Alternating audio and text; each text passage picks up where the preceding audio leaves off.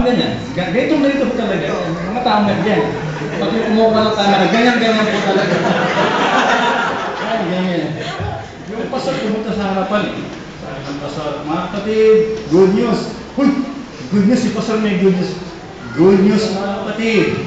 Ano po yung good news, pastor? We have all the money we need for the church. Uy! Ganda no? We have all the money we need. Lahat ng halaga perang kailangan natin, meron na. Mga kapatid, meron pong bad news. May good news, may bad news. Ang good news na po, we have all the money we need. Lahat ng kailangan natin, meron na. Eh, pastor, ano po yung bad news? Mga kapatid, yung pera nasa bulsa pa ninyo. Yun ang bad news. Ibibigay mo ba? Yan po ang bad news. Hindi pa na i-release. Why? Again. Ganyan-ganyan po. Nagpawalamin po sila eh. Ganyan-ganyan po. So, number 2 again, I want to emphasize this. Again and again. Intention. Yan po. Sa ating intention, nai-impluwensyahan ba ng Panginoon yung ating mga intention? Yung motivation factor, yung nagtutulak sa atin. I believe po, kung meron pong pinakamakapangyarihang pwersang nagtutulak sa isang tao, yung pong pag-ibig at pagmamahal. Tama? Itong Valentine's na to, nakaraan. Kapag in love ka, huwag mo sabihin 500 pesos yung tsokolate na yan. Pag in love ka, huwag mong sabihin taga Mindanao yung syota mo. Tama. Huwag mo sabihin wala kang pamasahe. Pag ikaw in love, magagawa mo yung hindi mo nagagawa. Yan po yung nagagawa ng pag-ibig. Naintindihan po nito ng mga mag-aasawa dati. Alam niya? Ikaw in love, hindi ka makakatulog, hindi ka makakain, tagyawat sa ilong, pati mo sa pisngi, tagyawat, dumadyan. Pag ang isang tao po in love, I believe love is one of the most powerful motivation sa isang tao. Subukan mo, hindi i-love kay Lord yan. Pupunta isang beses pa kayo, mahirapan ka, nakakalad ka rin mo yan. Pero pag isang tao in love sa Panginoon, huwag mo nang sunduin yan. Mauulo pa sa iyan. Meron po akong bagong kasama sa aking service, brother man.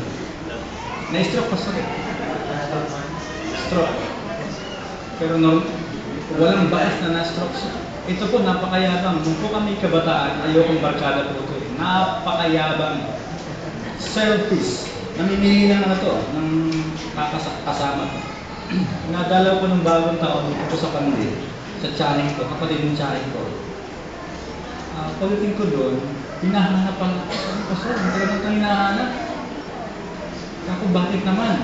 Wala akong pera dito. 3 lang ang pera ko. Para kapan. Utang pa ako. Unahan ko. 3 lang ang pera ko rito. Ganun. Pastor, nag-aanap na ako sa Panginoon. Si Lord, hindi na mahirapan sa akin kasi hinahanap ko siya. Alam niyo po, nabuha namin po yan 3 weeks ago. Pangatlong linggo niya na mamayang gabi sa Kabayan Hotel. Nauuna pa ako sa amin. May cellbook na kami sa kanila, about 9 people. Siya na nagsiset up ng lahat. Mamaya may kasama naman siyang bago. Sabi ko, ganito pala. Kapag in love ka sa Panginoon, mababaliw ko talaga sa Panginoon. Mga kapatid, mahirap po sa atin masyado tayong normal at practical. Di ba? Pag sinabi mong normal at practical lang ako, Brad. Tsaka ako, normal lang ako. Pag sinabing normal, pangkaraniwan, ordinary, average. Di ba? Kung ito yung normal na ginagawa ng isang tao o Kristiyano, yan pong normal. Tawag po dyan, normal.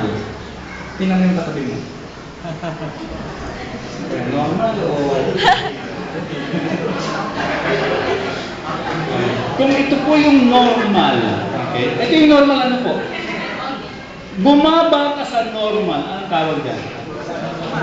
Subnormal. O ang tawag po ng iba nila ay abnormal. Subnormal po, subnormal. Mababa kaysa normal. Kung itong takbo ng isip ng taong normal, itong takbo ng isip mo, medyo mababa sa normal, subnormal. Ngayon po, kung ito naman yung normal, ito yung normal, ito yung kalakaran, mas mataas ka kaysa normal. Hinigitan mo yung normal, ang tawag po dyan. Yan po ang abnormal. Yan po yung abnormal. Kasi kung ano yung normal, nilampasan mo pa, kaya ang tawag po dyan ay abnormal. Sa Tagalog po ay baliw. Yun lang po ito. Baliw. Sabi ko po, gusto kong maging pastor na baliw. Yung po bang kung mag-iisip tayo, gagawa sa Panginoon, huwag yung normal lang. Kung gagawa tayo para sa Panginoon, higitan na natin yung mga normal kasi po nakakasawa ang normal. Kaya po ngayon mga kabataan, gusto nila yung mga extreme. Kaya tawag po sana Generation X. Ang mga sport ko dati ngayon, ang mga laro ko lang dati, tipakulong sa lagubang, laban ng gatas. Ngayon po, ang laro ng mga kabataan, yung bisikleta, pinapatalo, pinapaikot-ikot. Ganun po mga laro ngayon. Ganun. Kasi nga po sila yung Generation X. Ayaw nila ng status quo. Ayaw nila ng normal. Itong mga kabataan to, gusto nila ibang klase. May hikaw sa ilong, sa kilay. So mga kabataan po, naghahanap sila ng beyond normal. Dapat po, ganun tayo. Kung ano yung normal, dapat lampasan natin yan. Di ba? Kunyari, dati po, normal, aating ka naman just yung birthday mo. Huwag naman gano'n, no? Normal, dapat maging abnormal. Baliw tayo sa Panginoon. Yung meron kang ginagawa na abnormal ko, meron lang linggo, meron pang Webes, meron pang cell group, may training pa, baliw! Baliw pa na! Yan ito yung mga baliw. Ako po, ayaw ko maging pastor na normal. Kasi po, pag pastor na normal po ako, yun lang talaga ang ginagawa ko at nangyayari sa aking buhay. So gusto ko kung ano yung ginagawa ng pangkaraniwang pastor, gusto ko higit pa ako gawin. Higit pa ako doon. Kahapon po umaga may gawain